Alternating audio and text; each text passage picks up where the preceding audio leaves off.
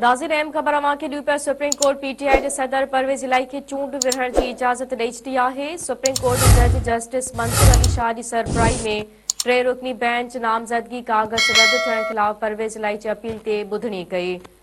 अदालत परवेज़ इलाही खे सूबाई तक पीपी ॿटी ते चूंड विरहण जी इजाज़त ॾींदे इलेक्शन ट्रिब्यूनल जे फ़ैसिले खे रद्द करे छॾियो।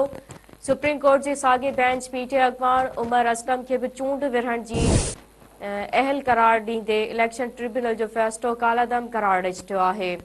जस्टिस मंसूर अली शाह रिमार्क्स ॾींदे चयो आहे त चूंडनि में हिसो वठणु बुनियादी हक़ आहे। कंहिं बि माण्हू खे चूंडनि जे बुनियादी हक़ खां परे नथो रखी सघिजे। हिकु भेरो ॿीहर अवां सां अहम ख़बर शेयर कयूं पिया।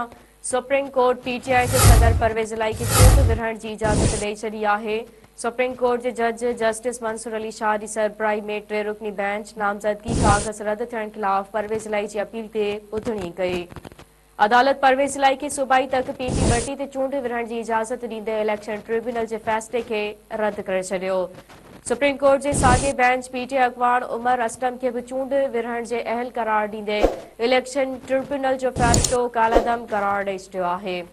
जस्टिस मंसूर अली शाह रिमार्क्स ॾींदे चयो आहे त चूंडनि में हिसो वठणु बुनियादी हक़ आहे।